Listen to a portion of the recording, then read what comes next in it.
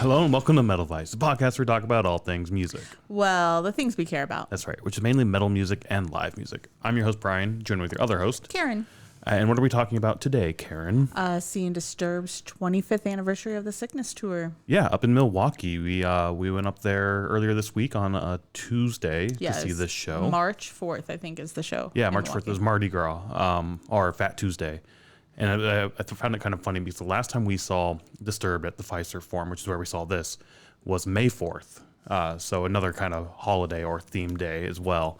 So I thought that was kind of funny that the two times we've seen them at Fiserv Forum were both around some sort of event, like May the 4th and Mardi Gras, Fat Tuesday. So I thought that was kind of funny, made me laugh a little bit. Just you. Just me, yes. I didn't put those two together. This particular show, because it was a choose your own adventure, I think, is this tour, where like half of it is two openers and another half is two different openers. The half we went to, or the show we went to, was with 3 Days Grace and Sevendust as the openers.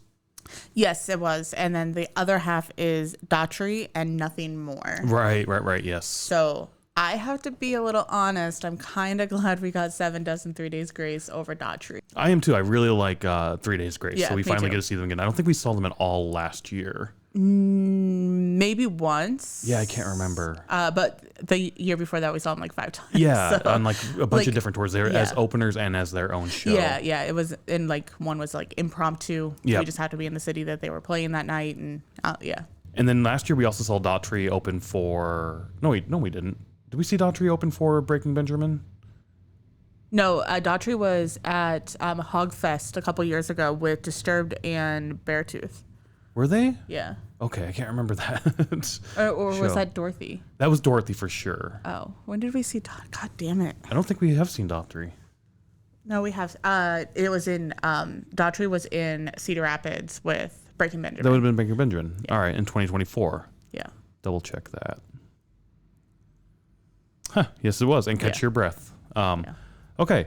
Yeah, I actually also like Nothing More quite a bit. So I do too, yeah. I would have liked to seen them on this bill, maybe take out Sevendust and put Nothing More on. Maybe.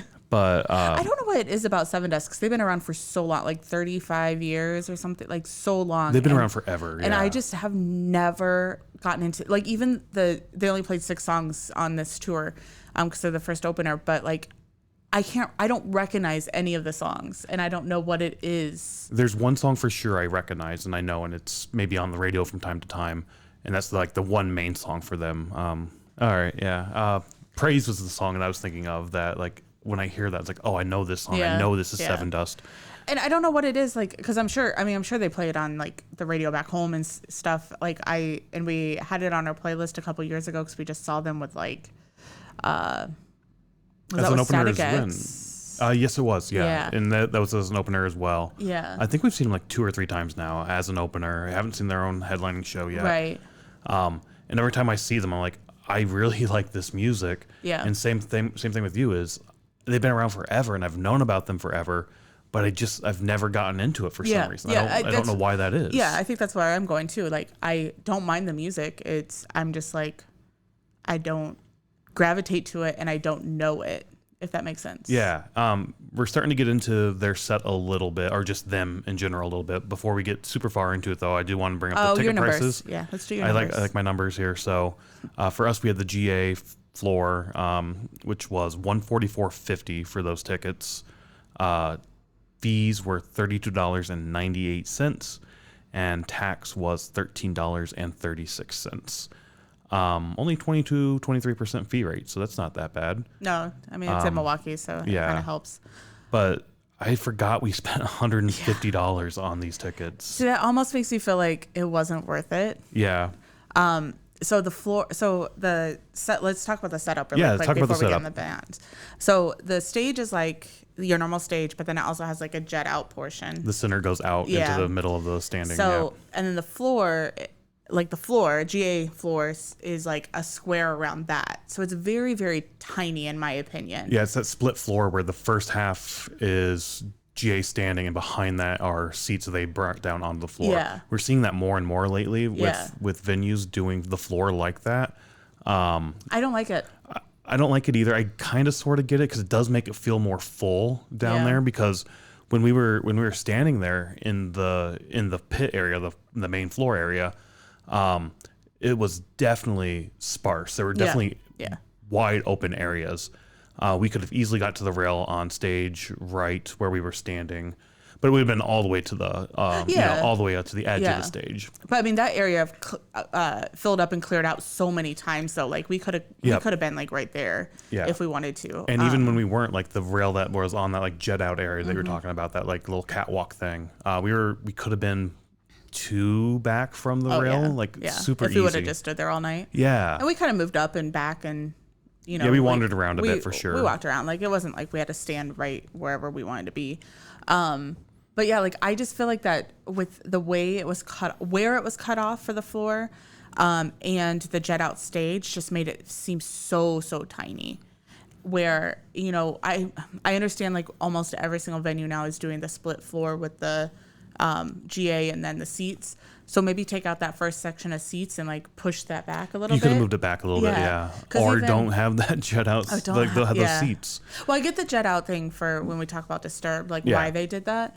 But I don't know. I agree. Don't do the seats. Like I just don't like it. I miss those days where you could just go and like you just walk onto the floor and you can be wherever you want.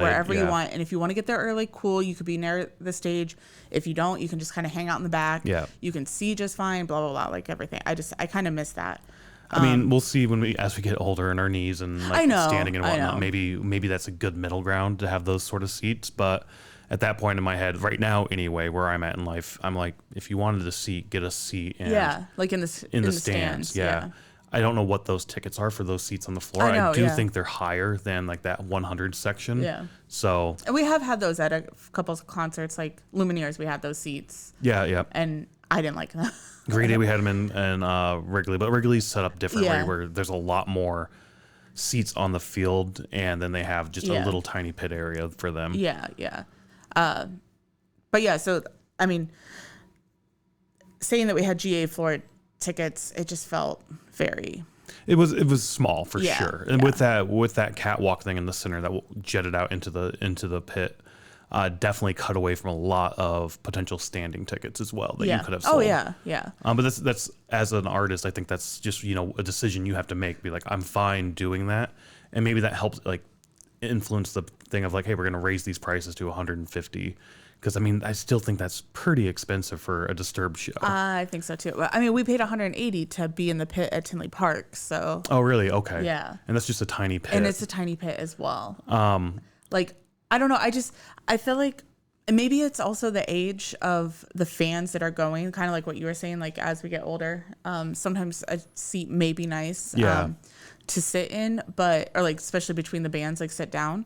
But I don't know, like I said, like I miss those days of just being able to walk out and like be on the floor. Yeah, and there's been plenty of times where in the past, like Korn was one instance for me where we started up close and we sort of slowly moved our way back, and we were fine with that. That was a decision we decided to make and whatever. But it was kind of cool just to stand all the way in the back and see the crowd. I like that. Like, it does look pretty dead from back there, but it was kind of fun. It's all that experience that you want to have, and I feel like when they cut it off, it's not, you don't make the decision on the experience. This is what you're getting, fair. Sort of thing. So we've talked a little bit about how the stage was set up. We didn't really talk about how this tour is kind of structured in terms of the bands. As we said, there were the 2 openers, and they kind of rotate depending on what show you see. And then Disturbed is doing 2 sets as well. Yes. One for The Sickness in its entirety, because this is the 25th anniversary tour for The Sickness. And then the second set is, they call it the greatest hits of Disturbed. Like a shorter set, Which going into this, I was like, that sounds fucking phenomenal. We just saw Slipknot last year at Knotfest, Iowa, do the 20th anniversary, or was it the 20? It was the 25th anniversary of the self-titled album, their debut album. And people were complaining about, it's 45 minutes or 46 minutes or whatever. You play the one album and that's it. And I paid how much for this shit? Yeah. Which I get that complaint from a fan perspective. I also thought it was kind of cool because it's like, hey, you get to hear the entire album. Songs you probably have never heard live or never will hear live again. So it's a special thing. It's a one-off thing. They'll be back again, the next year, this year, 2025, or the next year after that, 2026, whenever they decide to come back. Right. And it's going to be a more normal, quote unquote, Slipknot show.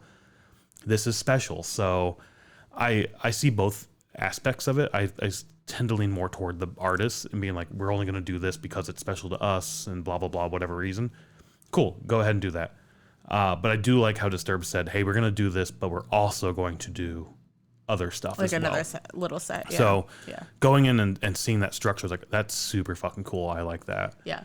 The only thing with that, though, the show started at 6:30. So it's it was pretty an early show, yeah. It's pretty early for a show to start. Because, I mean, and with 3 bands, it's pretty early. I mean, we've been to shows where it's like 5 bands and it starts at 6:30. But they had to do that because because of the 4 sets, basically. Yeah. But yeah, we talked a little about Sevendust. Let's talk about their set. And why don't you read off their set list for us? They started with Black, Denial, Enemy, Praise, Crucified, and they ended with Face to Face. And like I said at the beginning of this, I don't recognize any of their songs, even though we've seen them live and I know we've listened to them. They've obviously been on our playlist before, obviously on the radio. I'm sure we've heard them a couple times.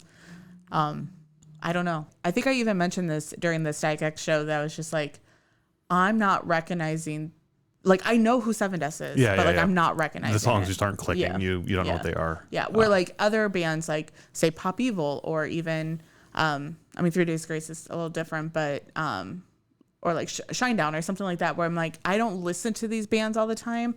They've been around forever. But like as soon as I hear a song, it's like, oh shit. And like Sevendust just isn't there for me. Yeah, and same thing. Like outside of Praise and maybe Enemy, there's a few songs those songs I know I've heard them before, and when I hear them, I do know they are Sevendust. But outside of that, I haven't listened to much of their other stuff. I don't know why I haven't gotten into them. They were really big growing up. There were a lot of kids who really fucking liked them, and rightfully so. Their music is good. I like the music. Don't get me wrong. I just don't know why I never got into them. And there's other bands like that too, like Deftones. Oh yeah, Deftones. Bands. Yeah. People fucking love Deftones, and I'm just like I never got into it. Yeah. I've tried listening a few times, and it's good, but it's not something like, oh my god, that's fucking amazing. Yeah. I don't know what it is. Like, that's interesting to me that like some people can get super into one particular band or go down that rabbit hole, but then not go down the other rabbit holes. Right. I mean, yeah, but I mean, they have the sound of like any other radio rock, in my opinion. Which again, like I gravitate to. They're easy songs to sing to if you know the lyrics. Yeah. I'm just not catching on to the songs. Maybe this year I'll change it. Maybe I'll listen to them more this year. Try to listen to it more. Yeah, and then like catch on, and it's just more fun to go to a concert, like a radio rock concert. I'm saying radio rock because like they're not as heavy songs, and then just be able to sing along or sort of thing. Their stage presence and performance, I thought, was okay. The band itself stayed back on that main stage.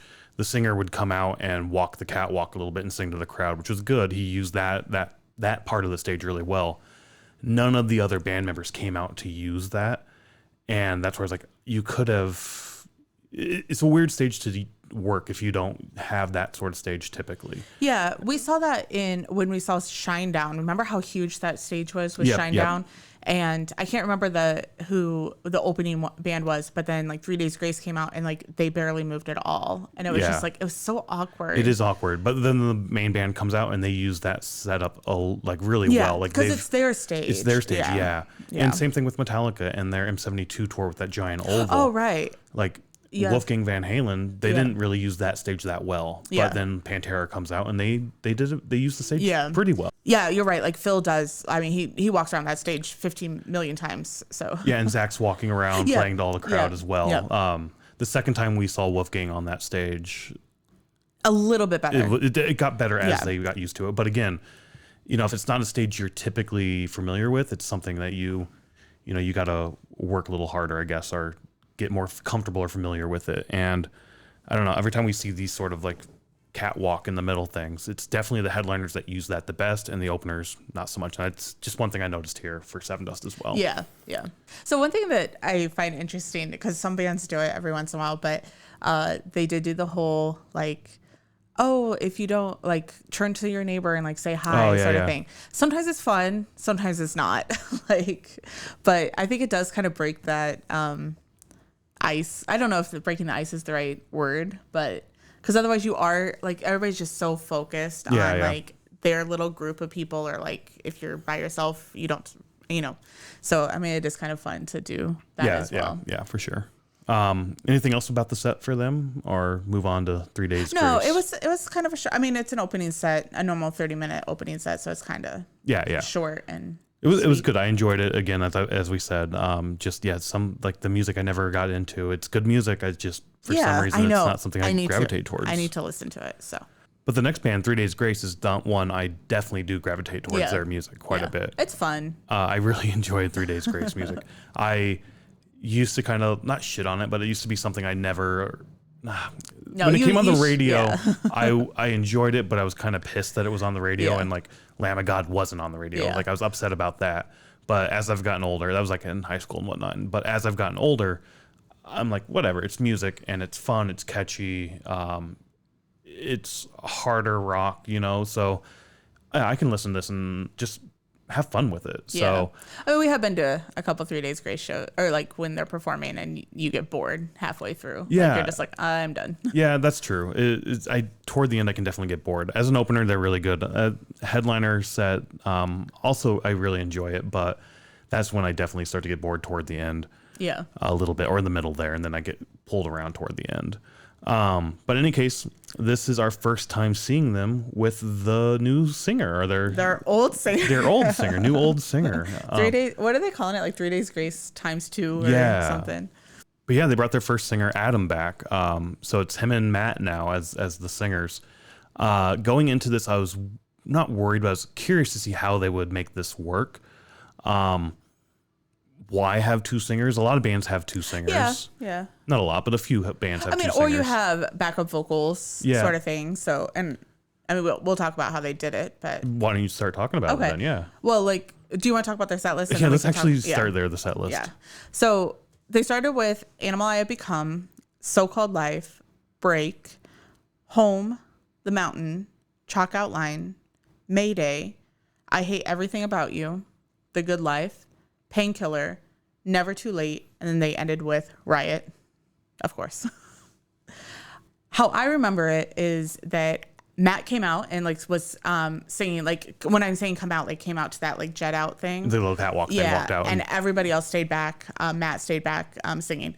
And then after after Animal I Become was over, Matt was like, welcome back, Adam. Okay. And then Adam comes out and starts singing. And the one thing that I recognized was whoever the lead vocalist was for this set or the song would come out most of the time. And then the other person would kind of stay back on the main stage. Yeah, there were times they were both out there for sure. I can't remember that first song or not. I thought it was the opposite. Okay. I thought it was Adam came out first and started singing, and then Matt came out and sung a little bit. But honestly, it's been a few days since I've seen this set, and I don't remember that. But there was, the thing you were saying about like the lead singer being out in the middle of the catwalk there, definitely remember that as well. They would both come out there and sing as well together. Oh, there would be times that they're both out there, yeah. But I was curious to see how this was going to work, but there were a lot of times where they were both singing the lyrics at the same time and not just one person, like, this is your song to sing. Sometimes it would be like one section of the song, like one verse, and then the next verse would be the other singer or something like that. So yeah, I thought it was fine. It was a normal show. I did think it was a little weird having both singers out there singing. I don't know. I guess now that I'm thinking about it, there's a lot of bands that have two singers. Just sometimes it's like clean and dirty vocals, or I guess the clean and dirty vocals is the one thing that's like coming to my mind. But I don't know. I felt like it went well. I don't feel like. I don't know. I never felt like it was weird, I guess. All right. I did think it was weird at times. The banter itself seemed definitely forced. And it seemed a little off and awkward at times, I felt like. Not necessarily like, hey, they don't like each other or anything. They definitely, like, when they put the mics down, talk amongst themselves, you could see them doing that, and they're just sort of like smiling and joking and having a good time. So clearly they like each other. It's just the banter back and forth was sort of like, I have my line I got to say, now you have your line you got to say. So that's why I meant it kind of felt forced a little bit or whatnot. But that was kind of odd to me. And some of the banter they had with the crowd, you know, it's the same stuff they always did. Like home, they're like, hey, I'm in Milwaukee. I love this city. We love this town. Every time I come here, I forget how awesome this place is. I'm actually thinking about buying a house here. What do you guys think? Do you think Milwaukee's a good place for a home? And then they go into home. It's so funny because I thought they were moving to Denver. So I completely forgot about that little banter that they do. And then when they, like, I'm just going along for the ride, and it's like, you know what? We were sitting around the night before talking about how awesome Milwaukee is, and we were looking at houses to see how much they'd cost to move up here to Milwaukee and whatnot. And then he's talking about, I was like, that's not a bad idea. I had that same idea last night. I'm like, Milwaukee's fucking awesome. Yeah, I'm right there with you. And then he said, makes a home, like a good home. And I'm like, oh, fuck. All right. Yeah, like the banter back to, or the introduction. That's what we're doing. And then right after that, you know, Adam's like, hey, I left this band a long time ago. And I just watched these guys keep, you know, chugging away and climbing that mountain. And then we go into mountain. I was like, God damn. All right. That's what you guys are. I honestly remember we saw them with Chevelle at Aragon.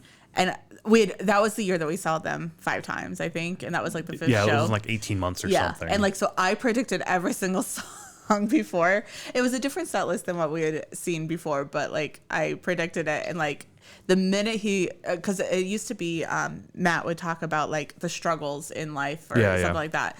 And then I was like, and I just remember like being to you like climbing the mountain like before. So that was such a fun show at Aragon, just because you and I were like just not making fun of it, but just kind of being it's like not checking out, but like being, you know, this isn't serious. We're just here to have fun. Yeah. And like sometimes I don't do that at concerts, of just sort of like zone out and have fun. Like sometimes I think too much, and really concerts are there to escape. Like it's a way to escape life and just enjoy life for, you know, a few hours. And I don't always do that, but I do remember that show just being like, fuck it. I'm here to have fun. Fuck everything else. And let's just have fun. And it was again, good, catchy music and whatnot. And something you can just have fun with. So exactly. I remember that show too. Yeah. And then Mayday is their new single that they put out that both of them are singing on. That's going to be on their new, or like for their new record that they're going to put out with both vocalists. Yeah, and when that song first came out, I wasn't a fan of it. Yeah. It's grown on me a little bit, and it's continuing to grow on me. So I'm sure it'll become like any other 3 Days Grace song where like I can sing almost every word too. Yeah, and I'm excited for the new album. So I want to see how this goes. I want to see how this is going to work with the 2 vocals. I do feel like that song works well with the 2 vocalists, because you can build the song around the 2 having vocalists. 2. Yeah. And how they're going to sing it and what they're going to do while they sing it and whatnot. These other songs that are written by one vocal for one vocalist, having 2 of them, that's where I'm like, this is a little weird. It's not, you know, unenjoyable. I definitely enjoyed it. It was just sort of like, you could have done one vocalist. Yeah. But whatever, it's their decision. It was still a good show all around. But Mayday also, it was kind of funny because the beginning riff to that always reminds me of Animal I Have Become. Oh, yeah. It's like almost the same riff. Yeah, it's very similar. And I don't know, like, what the story there is, like, why it's the same riff. There's got to be something the band knows, or, like, deep fans would be able to tell you, like, oh, it's a reference to XYZ, which is Animal I Become, and blah, blah, blah. Something along those lines. Yeah. So when they came out to Animal I Have Become, I thought they were going to do Mayday first, their new song. But they didn't, and they did Animal I Have Become. So I was like, okay, they're probably going to close their set with Mayday with that same riff opening and closing. Oh, that'd be interesting. The set, like bookends, right? Riot makes sense for your closer. That's it's like your heaviest. It's your big track. Yeah. So that makes sense, but I felt like Mayday could have been a good closer as well because of that sort of bookend riff thing. Yeah. No, I thought that they had a really good set and a good, you know, second opener set where you get, you know, almost a full hour. I thought it was good. Yeah, I mean, I had a lot of fun during I said, I enjoyed it a lot. The 2 singers to me thing, whatever it is, what it is. But I still had a blast with it. It's a 3 Days Grace show. So Yeah, exactly. You've seen it once, you've seen it before. This time though, you get two singers, but still enjoyable. Yeah. Later this year, there's Volbeat with 3 Days Grace and Wage War performing some dates in Canada. Obviously, I mean, not obviously, but we can't make any of them. But as soon as I saw that announcement, I was like, that would be a fucking fantastic show. Like, obviously, I love Wage War. Yeah. And then just having the fun atmosphere of 3 Days Grace and Volbeat just makes for a great night. So whoever gets to go to that show, awesome. Just awesome. That's all I have to say. That's one of the show you wish you could go to. I would. Yeah, it would probably be on my list of. So you didn't make this year. Yeah. Like at the end of the year, like what I would want to go to that we couldn't go to. But anything else for this particular show that we saw that you want to bring up for 3 Days Grace, or should we move on to Disturbed? We can move on. Okay. Sorry to tangent to a different show that's not even this show. It's all good. No, like that would be a fun show. I will not as excited for that as you were when you first saw it. At first I thought that was like the tour, like, but it's Volbeat's doing one of the, I mean, they announced like a whole year or something. I don't know. They announced so many shows and it's kind of like depending on who you're or what date you're going, you get. Yeah. And we said, 3 Days Grace has a new album coming out. So I'm sure we're going to see them a lot in the next year or so. Yeah, maybe we'll catch another 5 shows or get something like that. Yeah. So I am excited for that for sure, to see them again.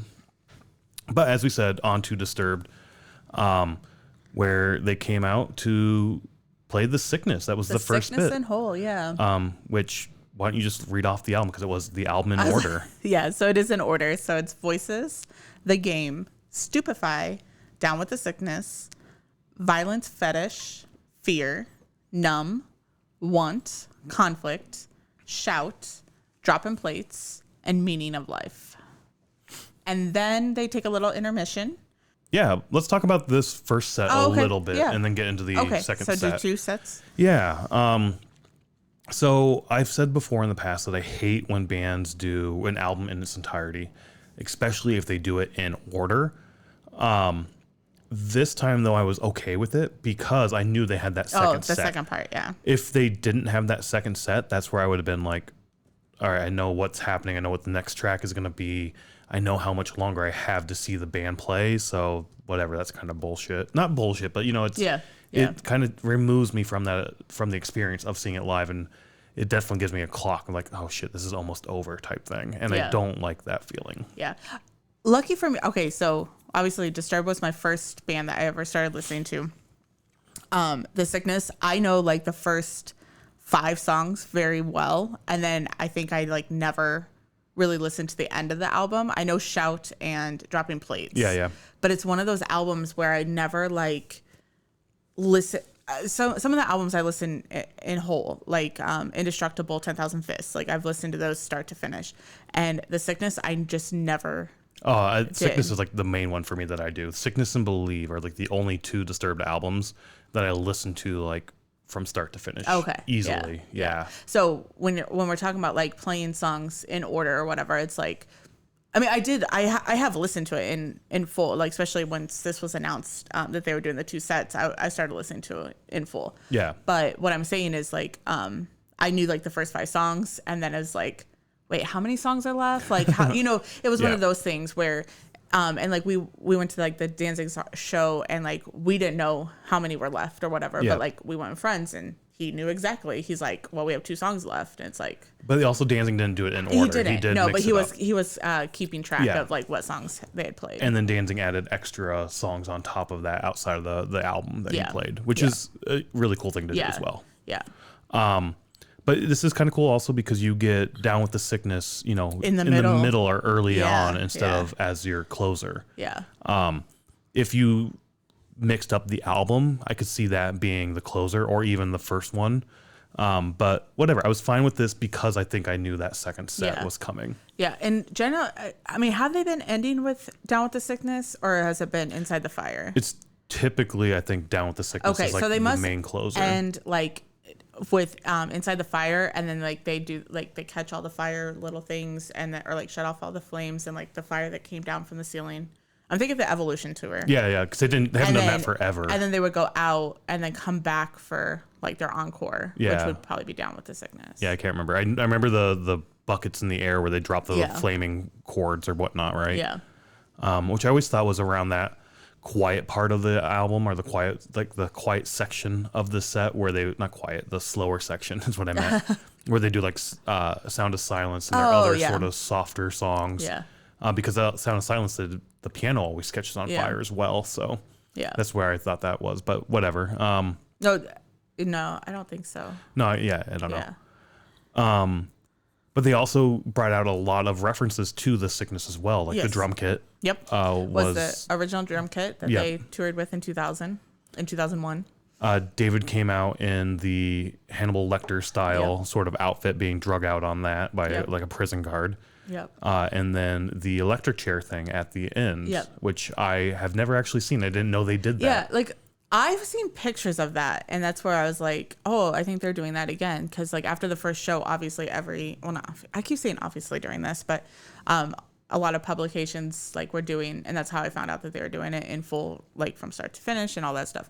But a lot of publications were like kind of recapping the concert, and I saw a picture of that, and I was like, oh, they're bringing that back. And I told you that, and you're like, I've never seen that. I'm like, Yeah, I've I've never seen seen that. old pictures of that. Like, I've seen the Hannibal Lecter before. I've seen that. I've never seen the electric chair thing. yeah.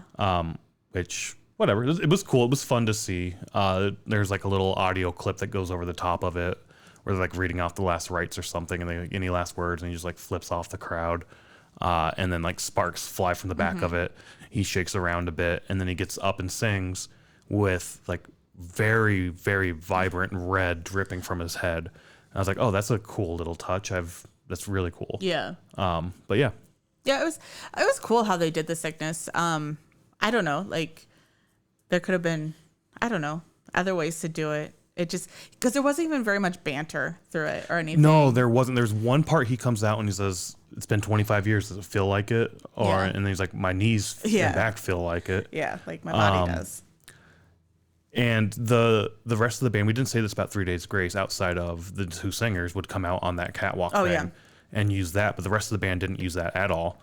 Disturbed, everybody in the band outside of Mike on his drum Mike kit. just like wheeling his. We talk about that with Metallica all the time with Lars. Like, just move your drum kit around. And that's what he does with his new. Yeah. Like, that's, I think, one of the reasons they're doing that. But the rest of the band used that entire catwalk really well, coming out and playing to everybody in the crowd, which was really cool to see. And again, it's not 3 Days Grace's set, so like Right. maybe the band just isn't, the rest of the band isn't used to like walking out and doing that, and maybe they don't have the wireless set up to do that or something along those lines. Yeah, I don't know. potentially. Yeah. But I did feel like Disturbed as a whole used that catwalk very, very effectively. Yeah. Yeah. The rest of their stage setup was just sort of like scaffolding, basically. Yeah, with like lights. With in the LED middle. lights and some screens and whatnot in there, and then a bunch of pyro that would shoot up in between all of that. Yeah. I didn't necessarily like their setup. I don't know why. I loved it. Like, oh, okay. It was like very minimal and kind of gave this industrial sort of look to it. Yeah, I liked their setup for their for the Evolution tour. That was really cool because they had How those they lights. had the lights that moved. And I thought that just seemed really and cool. then fire on top of those and whatnot, and you can move them in different angles. Yeah. No, that was cool too. I do like this one though. It's very simplistic, but also very effective with the lights you can have on there. Yeah, that's true. And then the pyro that was back in there as well. And then there were like little entryways that David could go in and out of, like to change or whatnot. And get a drink of water or something. So during the Meaning of Life, they the whole band does come out in prison garb. So David's in like an orange jumpsuit, and then he was in an all black when he first came out as the Hannibal Lecter. He was in an all black sort of jumpsuit, and then for the electrocution scene, it was the bright orange. And then was everybody else in like Dan, John, and Mike were in like the pinstripes. Yeah, the pinstripes for the black and white pinstripe one. Yeah, the traditional sort of prison. When you think of prison, like attire, old school prison attire. Old school prison attire. Yeah. But no, it was really cool. As you said, no banter really whatsoever outside of that one. I think after Voices, he does say like "say our name with us," which is a normal David thing to say. Okay. Yeah, I think that's where he says it. Like, and then I didn't think he did. I thought it was only at the end. Okay. No, So it's not the whole we are all are disturbed. That's at the end, but it's more like, oh no, it's my brothers, my sisters, My blood, my yeah. blood, speak to me, Yeah, and then yeah. everybody screams, and then they go into then they go into the game. I believe that's where it is.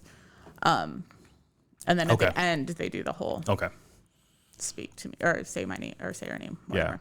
But yeah, very little banter anyway, whatever was said wherever. But yeah, very little banter, which is not typical, I think, for Disturbed. No, normally there's something like There's almost always some between, banter and some crowd interaction Yeah. there. So none of that, and it just sort of breezed by super quick. It did. The whole concert seemed to go by really quick. Yeah. And I don't know if like the lack of banter was more of like we got a time Maybe. crunch, we need to stay on track here, so let's just push through this and get this done, and we'll get to the best set, or not the best set, the greatest hits set. Yeah. And there'll be a little bit more banter there. Spoiler, it really wasn't. No. And so I don't know why there wasn't the banter this time, but yeah, it does not seem typical for a Disturbed set for sure. And I remember before we even got into this, I was wondering like, are they going to actually split it into two sets? Because we'd heard that they were doing two sets, or was it going to be like, get done with the sickness and then they go off and change and come right back and it's. Or like maybe John's playing drums or I don't know, something like, like a solo or something. And then they come out and go right into set 2. But no, they actually did. Oh, no, go ahead. I was going to say like they actually did like a 20-minute intermission. Like the curtain comes down. But then I was like, these guys are like mid 50s. So they probably need a little bit of a break. Yeah. And I was thinking the same thing. And like for sure in my head, they were definitely going to do at least an intermission if they're doing their sets back to back. 100%.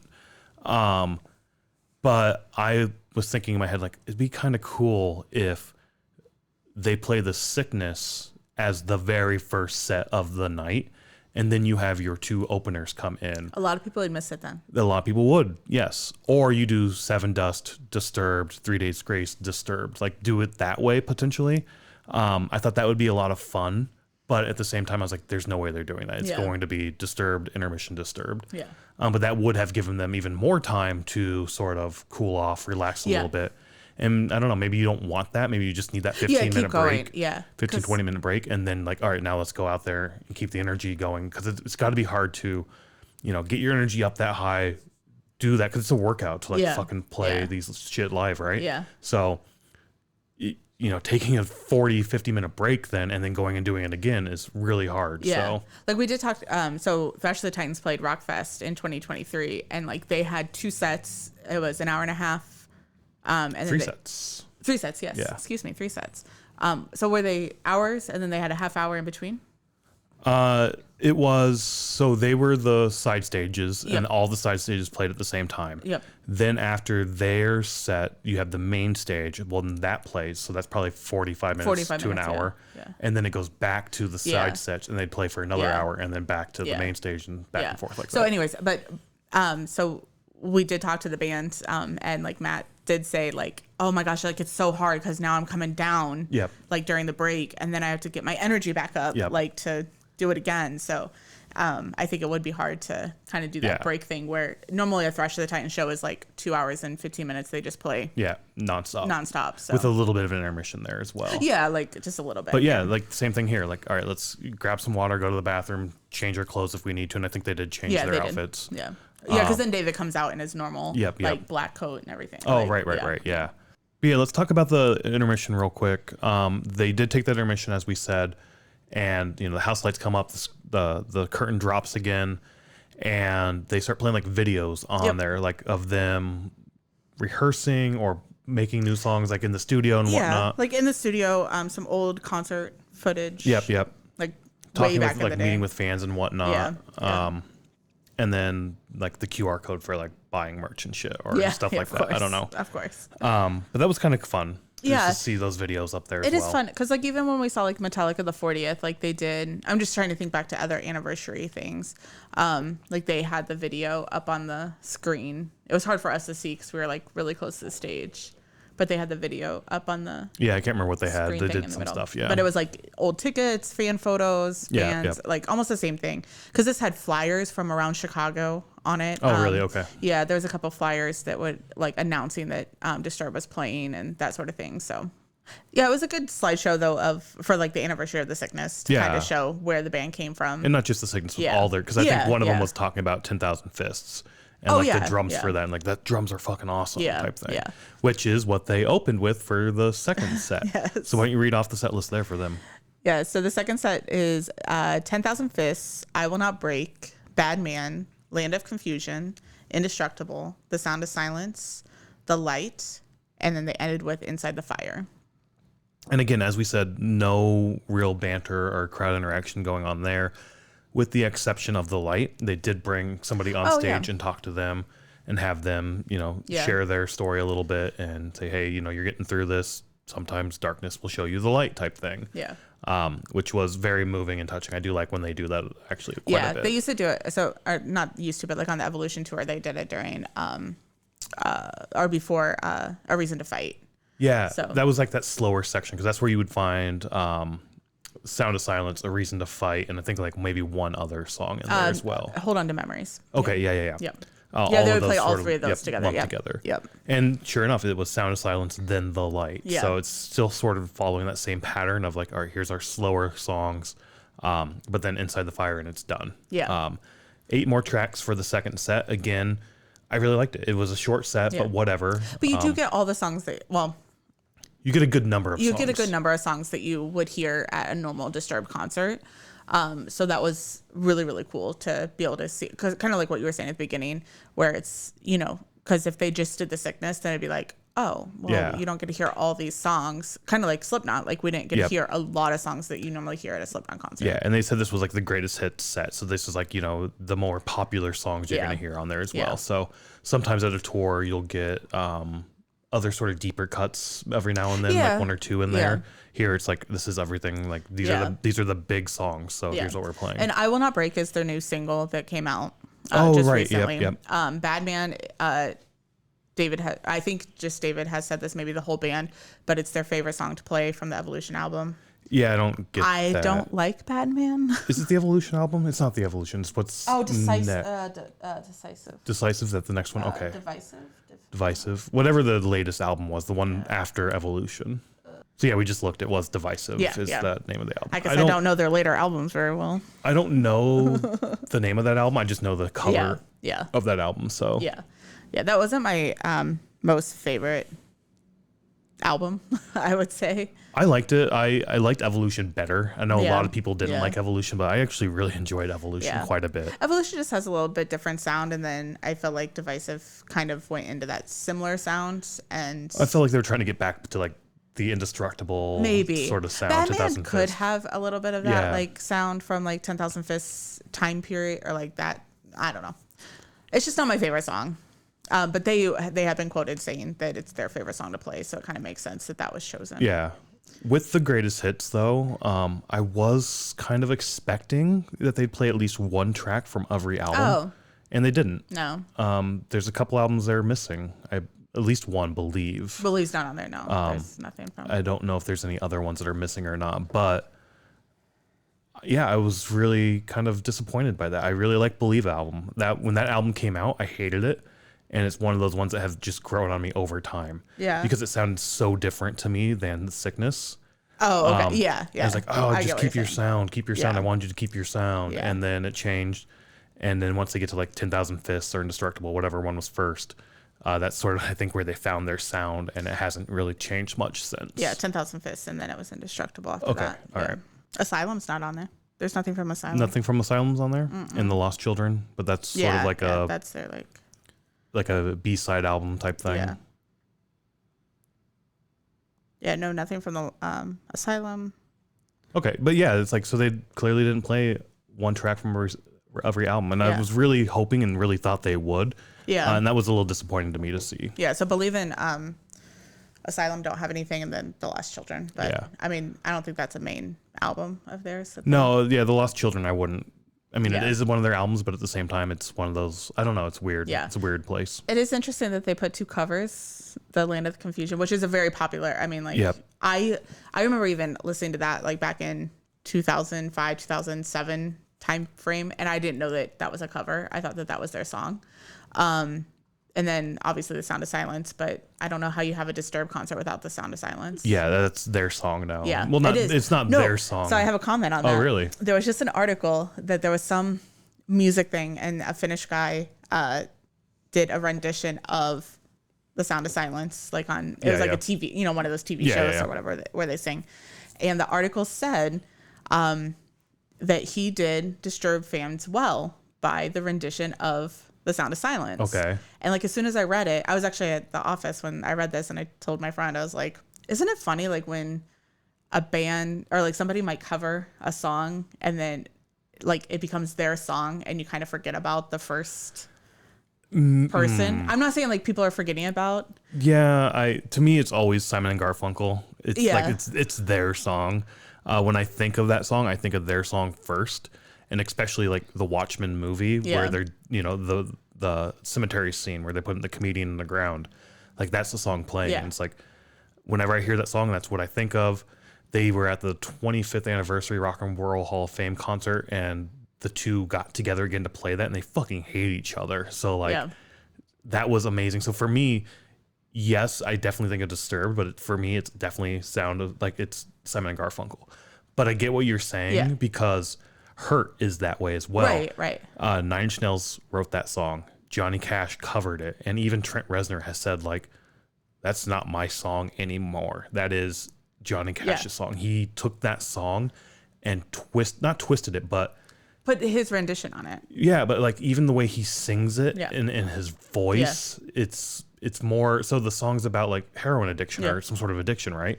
I think it's heroin addiction. Like the whole thing of like, I hurt myself today. And Johnny Cash did it, and like the voice is so somber and deep, and like you can tell it's like this is the end of my life type thing. And like, look at all this dirt. Like you can have my empire of dirt if you want.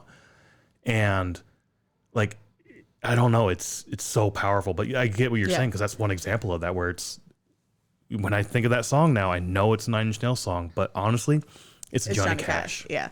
So Sound of Silence is that way for me, where I just feel like David's voice put so much passion and emotion into it. Where if I hear Simon and Garfunkel sing it, it's like, it's kind of boring. Like you don't get the same emotion that like Disturbed puts onto it. I don't know. Maybe. And I understand. I understand where you're coming from. Yeah. I'm saying my for your point of view, yes, it's Sound of Silence is Disturbed. But from the article point of view, for them to say like, oh, this guy did Disturbed fans proud or whatever, it's like, but this is Simon. I went back to, this is Simon and Garfunkel's song, not Disturbed song. How did he sing it? Did you watch him sing it? No, it was just a written article. I wonder if it was supposed to be more of like a Disturbed sort of styling of the song. Yeah. I'll have to find it. I'll have to find it and see what it is. And maybe we'll do a 666 on that or something. Yeah. But okay. Yeah. And technically 3 covers, because Shout from The Sickness is also a cover. Well, yeah, but I said on the greatest hits. Oh, gotcha. All right. But yeah, outside of that one little sort of crowd interaction where they brought the fan on stage and shared their story, and we sung along with her and did the lights and everything for the light. I don't do the lights. I don't. Yeah, you love that song and you don't do it. It's kind of, I know. It's not frustrating me, but I'm like, what the fuck? Why don't you do this? My whole thing is like, I want to be in the moment for the song, and I don't want to have to worry about like turning my flashlight on my phone. Oh, just leave it on. And just put it, like I leave my flashlight on and I just cover it with my hand and hold it down. And then when the light comes, I put my hand up. Maybe I should do that. I don't know. That song's really emotional to me. Gotcha. And I just want to be in the moment. That's fair. That's fair. Sure, I guess. I don't know. That's fair. I'll give that to you, I guess. I don't know. Cool. I do it. I like the crowd interaction shit. So yeah, I enjoy it. I had to do a presentation at work though. And I'm going to use like, because I have been asked to like get participation from the people I'm presenting to. So I'm going to say like, now this is the point of the presentation where I ask for some audience participation. I'm going to steal that. Which is something David always says. Oh yeah. I do like how he says that. I do too. A little audience participation. Yes. Yeah. But I guess what I was trying to say is it blew by super quick again. Oh, it was so fast. Yeah. I mean, sure, I was having a great time. Yeah. But at the same time, it went by quick. Yeah. I mean, I honestly think that they could have done 12 more songs for the second half instead of 8. Yeah. and done 2 full sets. But I mean, I get it. Like, you can't just play forever and ever and ever. Exactly. But I mean, even though Disturbed's not like my go-to music anymore, like, I still would have liked a little bit longer. Yeah, I would have too. I was super happy with it. 150, 160, 70 for this show with like fees and tax and everything. It's a bit high, but also like I do feel like it was well worth the money for sure. I think so. If we got seats, it would have been a little different and whatnot, but whatever. For an anniversary show, I think it's kind of fun to, I mean, and we knew that we were going to make one. We were going to make one work. That's what I was trying to say. Yeah. Just because this was my first concert. I mean, it's been 20 years since I saw them for the first time. So. And we went to Milwaukee because we were trying to make one of these shows work. I already had tickets for Dream Theater, which was March 8th, just a couple days after this, where they played in Chicago at the United Center, which would have been fucking amazing to see because, I mean, Chicago, that's where they're from. So see them back home. And I think that's probably like the largest venue they would have played as a headliner. As a headliner in their home city. Well, just in general even. Like, I don't know if they're playing big arenas like that. Like, they played Allstate Arena one of the times we saw them, and that's smaller by maybe 10,000 people or so. So I really wanted to make I don't know. But I really wanted to make that work. We couldn't, but I'm glad we did make one of these work. And again, like the price for it, not horrible. It is pretty pricey, but whatever. They put on 2 sets, 2 really good sets. The openers were great. And again, I really like how they structured this anniversary tour with, you know, we're going to play the album, but then we're going to play the greatest hits as well. Yeah, instead of just doing one. I agree. And again, I understand why bands like Slipknot would say, we're just going to play this one album and that is it. We're done. I think that's completely fine. I think that's completely reasonable as well because it's something special. But I'm glad that, you know, I like this structure of it. And as we've said before, I think we're getting in that sort of golden era for us. Oh, we're going to have a lot of anniversaries. Yeah, a lot of anniversary shows because, like, when we started getting the metal 25 years ago, that's when all this shit started coming out. And it's like when we started getting into it. So, and our bands are going to start having their 30th, their 40th, like that sort of thing coming up. So, yeah. And there's a nostalgia factor for, you know, people our age who are like, I really want to go back and relive my, you know, my youth and whatnot. I can't wait for all the, like, 40-year anniversary, like whatever of like 1999 music. I don't know, it'll be fun.